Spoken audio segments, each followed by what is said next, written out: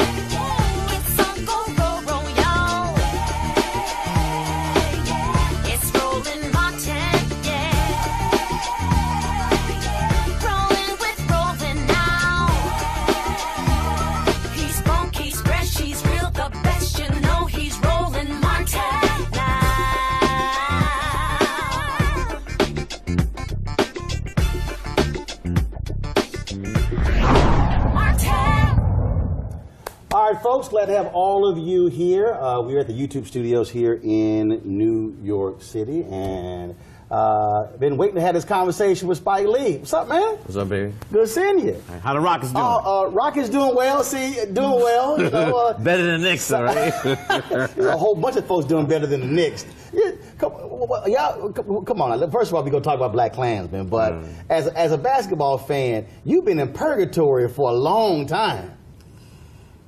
True. As Jay-Z would say, facts. But you got all brothers running the show now. Yeah. So you got some hope? Hope is eternal. When you're a Knicks fan. I understand. Thanks for having me. You know, look, you're doing your thing, baby. Appreciate it. Well, the thing is, you know, it was very interesting. You know, I had a Sunday morning show on TV1 for 4 years, a daily show for 4 years, had you on those shows, and when TV1 ended the show, I said, folks were like, oh man, you know, but man, love to have you on CNN, MSNBC, and I said, no, we're going to launch a digital show, which we're going to launch Roland Martin Unfiltered September 4th. And my whole deal was, I said, because in which you understand, we talked about this beforehand, we've got to own our narrative. We've got to tell our story, and we can't be in a position of asking somebody else, please, please. Can't do it. Right. And in fact, what's interesting is, so I put out this goal. I wanted 20,000 of our followers to contribute $50 each to be a part of our Bring the Funk fan club. And the whole point of that is if we do that, that's $1 million that's come from the fans. And I've told folks, look, we also have to fund our freedom. It can't just be, well, go get some advertising. Like, yeah, but you're still beholden to if they don't. And you did a movie, which I contributed to when you crowdfunded. Yeah, Kickstarter. Right. And that's just... Appreciate it. And in fact, you were crowdfunding before the name even existed. In 1985, but She's Gonna Have It. Tell folks about that, because I don't think people really understand that. Well, we were doing crowdfunding before it was called crowdfunding. You know, I was writing letters, pen to paper, postcards, pen to postcards, calling people up to contribute, and She's Gonna Have It cost $175,000. And you know Nelson George, you know Nelson, right? Oh yeah. He was one of the original investors. Wow. He's still getting checks. 32 years later. Wow. Yeah. And he's like, I'm sure glad I answered your letter. Nah, I knew Nelson. He was like, But you know, you're right. It's ownership, and that goes whatever we want to do, whatever endeavor. And it's ironic, you know, when things were segregated, we had our business. Yep. We support our businesses. Yep. We support our people, and then it flipped. So here we are, 2018. And when we also again talk about owning the narrative, what I explain to people all the time is that if being in this position, I'm deciding the topics, the guests.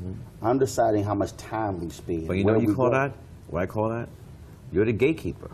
There you go. And that's the problem, because people, you know, everybody's excited now, black cinema, this and black cinema that, but it's been I've understood, like, it's been cyclical, where this happens every 10 years. Yep. For us to be conscious, every 10 years, my phone's ringing off the hook. So can you talk about the Black Renaissance? Right. 10 years later. So Spike, I've been doing it for 40 years. So to get around that, we have to get in those gatekeep positions where we have a vote. Because you can do it on the inside and the outside. I think we need to come from both ways. That's right. Know? Martin, Malcolm, Du Bois, Booker T. It doesn't have to be one way to do it. No. It's the same goal. I got no problem with brothers and sisters who have shows. Look, Van Jones has a bi-weekly show on CNN. Joanne Reed, Don Lemon, Charles good. Payne at Fox. That's fine. All good. But my deal is, we also got to have it over here where if it's Dick Gregory dies and we're gonna live stream his funeral. Nobody else was there doing it. They wouldn't do it. NAACP convention. I had my cameras. We're there. No other media is there. And my deal is, stuff was happening there that was important conversations. And again, and so folks, and I've been. So you are a gatekeeper. Yes. And that's what we need. My deal is, and we're bringing these stories. I ran to this sister from Cleveland. Her two sons. She has eczema. Her two sons were trying to figure out how to help their mom with eczema. They created their own soap company. I ran into them. We put them on, did an interview with them. I got an email, man, we've been getting orders from the interview. If we're not there, they don't get the kind of publicity. And I'm putting them on my social media platforms, 2 million people, that's black-owned business. That's how it's got to be. My brother. That's how we do it, baby. That's how we do it. Did you go to Morehouse? Whoa. You sound like a Morehouse man. Hold up. I went to Texas A&M, but we had maroon colors. Aggie, right? The Aggies? But we had maroon. But we had maroon, same maroon white. Maroon white. Absolutely. All right, folks, back to our Roland Martin Unfiltered video in just one moment. Now, a word from one of our Roland Martin Unfiltered partners. You've heard me say it before, and I will say it again. Write down this website, marijuanastock.org. That's marijuanastock.org. I'm going to tell you why it matters. Legal marijuana has grown to become a $9 billion industry in roughly 6 years. Forbes magazine predicts the market will continue to grow to nearly $50 billion in the next 10 years. So whether you like it or not, legal marijuana is a growing industry, and it is only going to get bigger. Now, if you're an investor, you get it. You look for business models that are easy to understand in industries that are trending up. Our friends at Transatlantic Real Estate made their business very simple. They buy land that supports legal marijuana operations and lease it to high-paying tenants. So you are investing in the landlord of a licensed marijuana farm. Stop working so hard for your money. Let your money start working for you by investing in the legal cannabis industry. You can invest as little as $300 up to $10,000. But you can't wait. This crowdfunding opportunity is only available for a few more days. They say that you either make things happen, watch things happen, or sit around wondering what happened. Don't be the person watching and wondering. Don't let another investment boom get away from you. It's time to make something happen for you, your finances, and your family. And don't forget my pro tip. To be included, you must complete and confirm your application. And be sure to complete the process. Go to marijuanastock.org. That's marijuanastock.org. Get in the game, folks. Do it now before time runs out. Now back to your Roland Martin Unfiltered video. Let's talk about this movie, Blackkklansman. When did you first hear about this story? When Jordan Peele called me up. I never heard of Ron Stallworth, never heard of the story, didn't know of the book, to read the book. And Jordan, called me up and he gave me a 6-word pitch. High concept. Hollywood. Black man infiltrates KKK. That was it. You were like, sold? Nah, first I said, is this true? Then after that, I automatically thought of the David Chappelle skit. Right.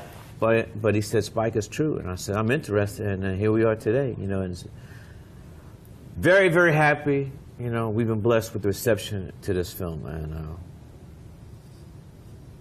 been blessed. I mean, it is a hell of a concept. I mean, high concept. When you hear it, you probably thought, that's fictitious. Yeah. And then all of a sudden, it actually happened. Then you got the whole David Duke part and all that. I mean, it's real. Strange but true. and it's still, I still shake my head that this thing actually happened. And I met Ron Stallworth, and so beautiful brother. And what's hip about this film, I feel, is that even though it takes place in the 70s, it's still very contemporary, Oh, absolutely. So that was the key, because I didn't want people to think, especially the young audience, like, oh, this is going to be a history lesson. I don't want to see that old shit. But we had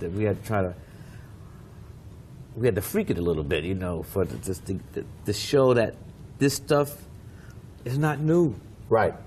It might be dressed another thing, and it's slicker, but it's the same stuff. Well, it was interesting watching the film, and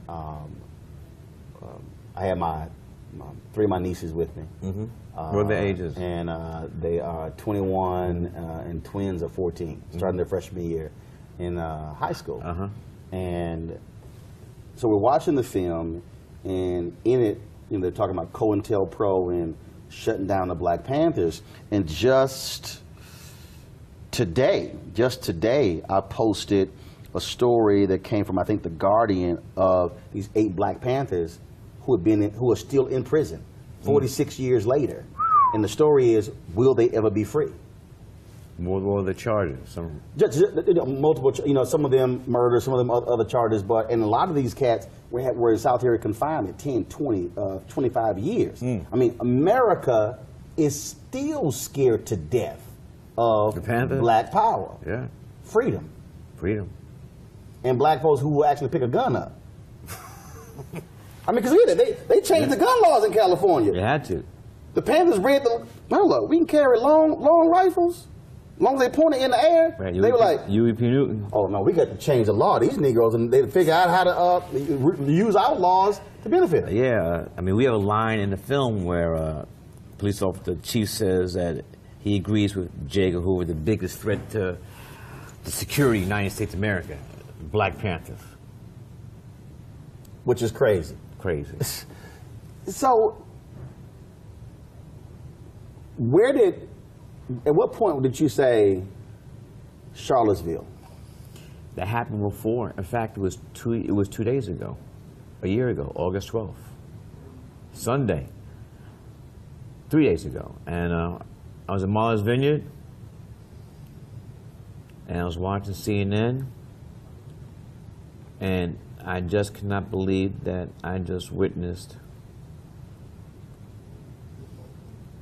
American homegrown apple pie, blueberry pie, cherry pie, homegrown American terrorism. White domestic terrorists. Domestic terrorism. That's what it was. No matter what anybody says, that's domestic terrorism. So, David Duke, Agent Orange, I don't say his name, the neo-Nazis, alt-right, and the Klan, they gave me the ending for the film. That's. So when that happened, we didn't start shooting until September. So this literally happened August 12th, 3 days ago. A month before you started shooting. Yes, but I knew I wanted that ending, but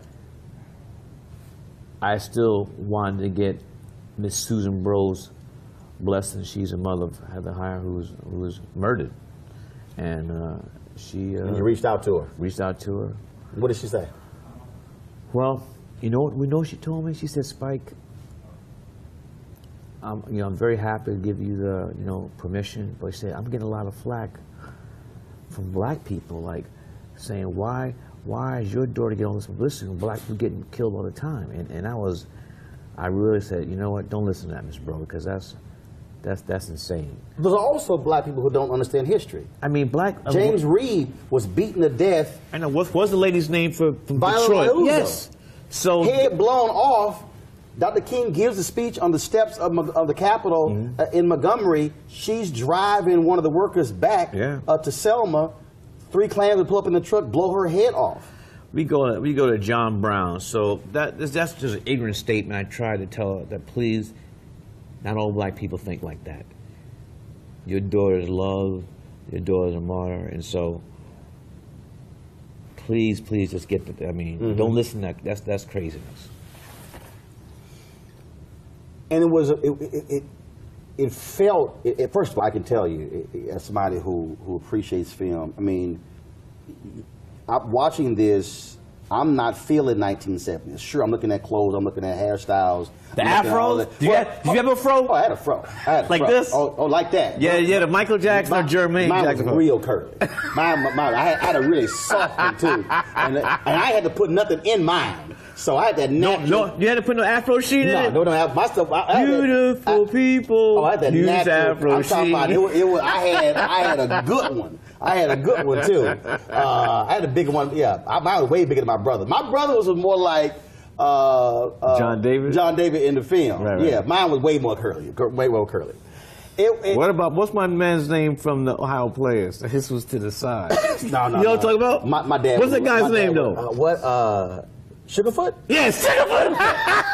His afro leaned to the side. Daddy wouldn't allow that. That was limitations to the afro. Daddy was like, no, you got a regular, ordinary fro.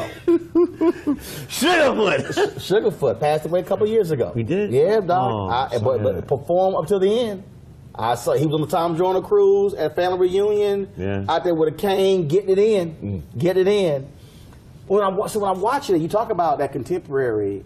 And so even though I'm looking at the clothes and the hairstyle, I mean, it absolutely felt 2018. Yeah. Even at the end when you see the video, and even with that, so the video at the end, were there any recreations or did that come from Vice? Some came from Vice, although we just put ads in the paper in New Charlottesville so everybody can be reported now. Right. So people just send us stills and video, but in large part was Vice. But there's a whole bunch of people contributed to the coda of the film, The End. I said, and you said it, white domestic terrorists, and it's amazing how in this country you can watch CNN, Timothy McVeigh, and all this, MSNBC, you can watch all these networks, and if a Muslim if an American Muslim did something, Muslim shoots 5 people. Or upset man. No. White domestic terrorists shot 5 people. And we've had the past year, they tried to blow up a mosque in the Midwest. You've had all these different incidents, and in this nation, they just won't call it what it is. It's not new though. They call us 3/5 of a person. That's in the Constitution of the United States of America. 3/5. So it's the same old, it's the okie doke. And people like you are in position to try to say that's BS, because we got to call what it is. Truth to power. Truth to power. You know and I know and they know this country the foundation of this country is the genocide of Native people and slavery. That's the beginning.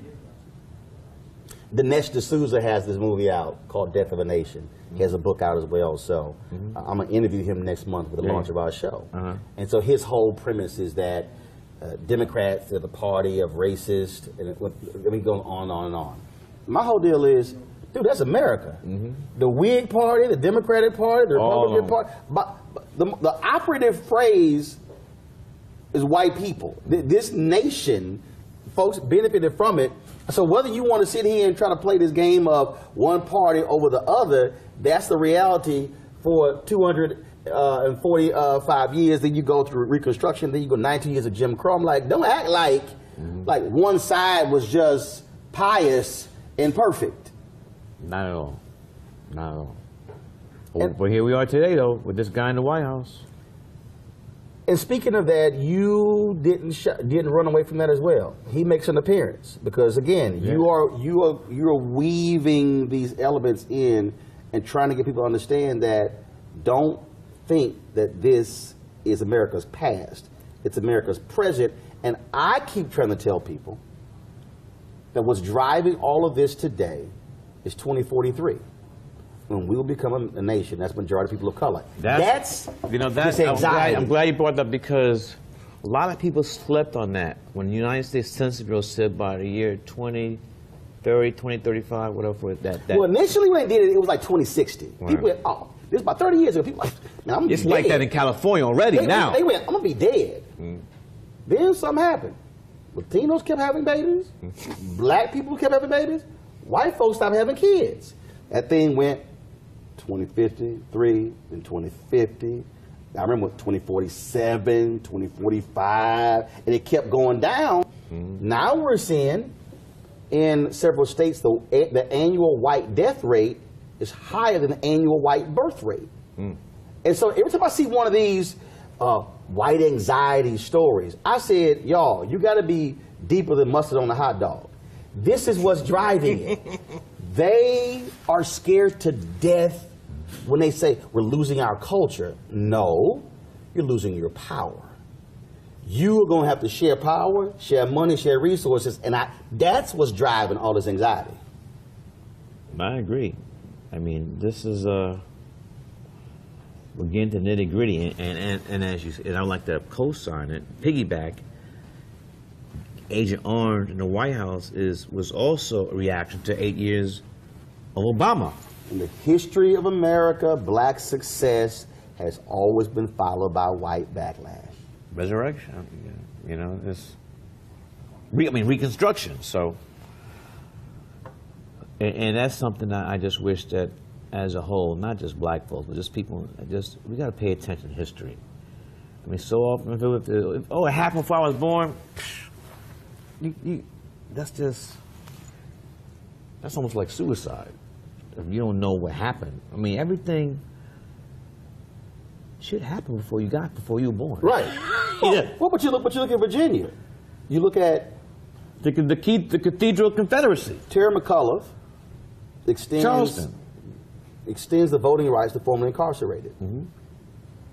In Virginia, the reason ex-felons could not vote is because in 1902, a state legislator said this is to keep the darkies from voting. So you had all these governors who were defending a law, but the basis of it was from 1902. So when people go, oh, that's the past, I'm like, no. There are laws that are still informing us today based upon somebody who was a bigot or racist then. And you had amendments to turn around that stuff too. And now this guy is trying to take away amendments. So it's we live in a crazy world. It's insane. And that's why I think this film, people respond to this film as well they are, because it kind of like captures, you know, the tone, the mood,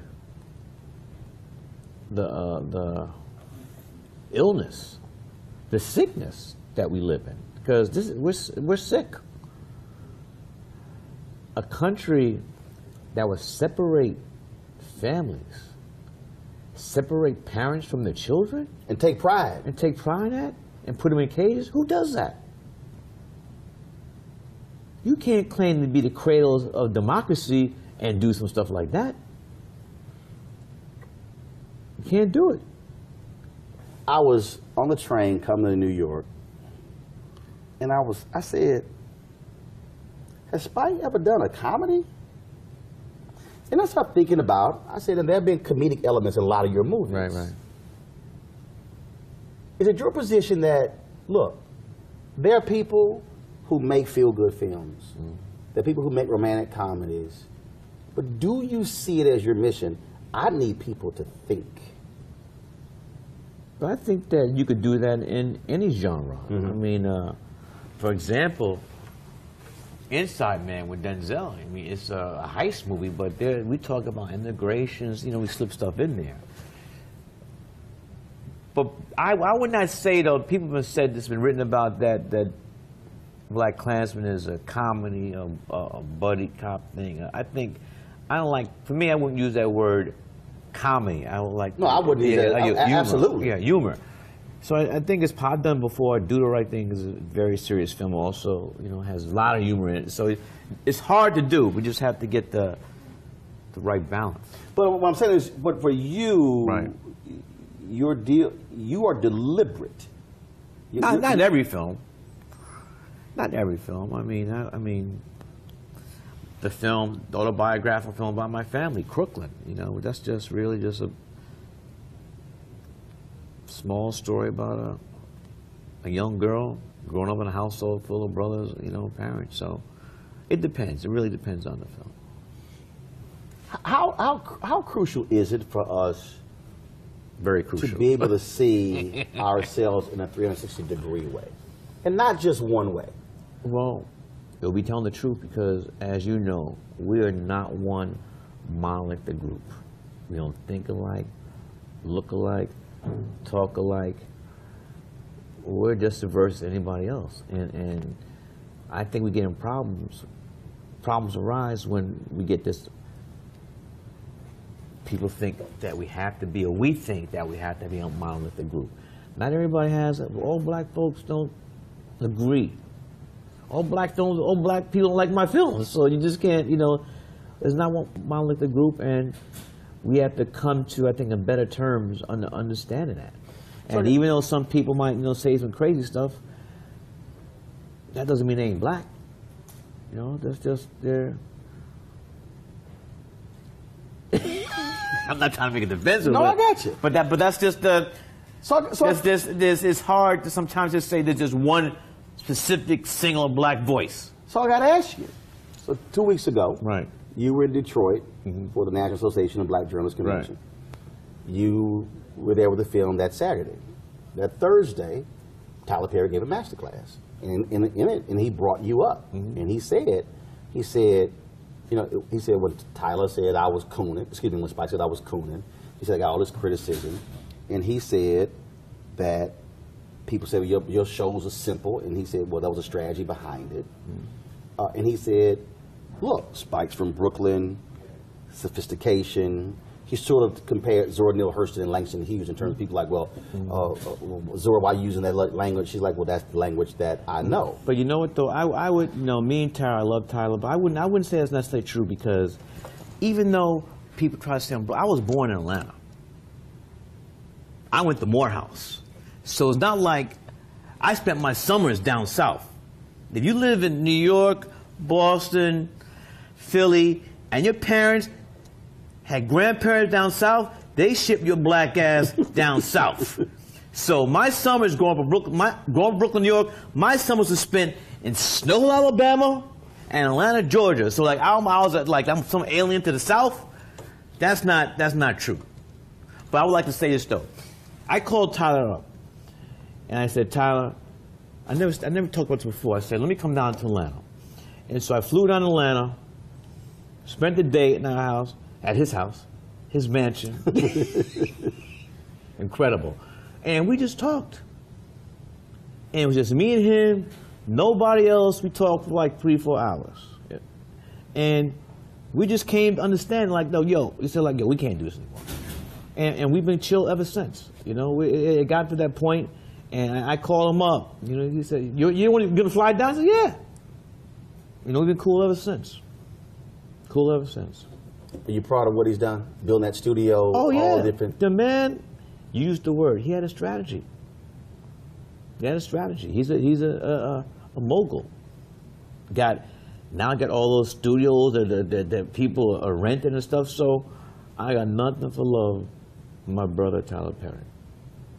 In that masterclass, and it was interesting when he talked about what we talked about in the opening, where he said Never leave your culture. There are a lot of people, and when I introduced him, I said, let me be clear, y'all. Black people made him rich.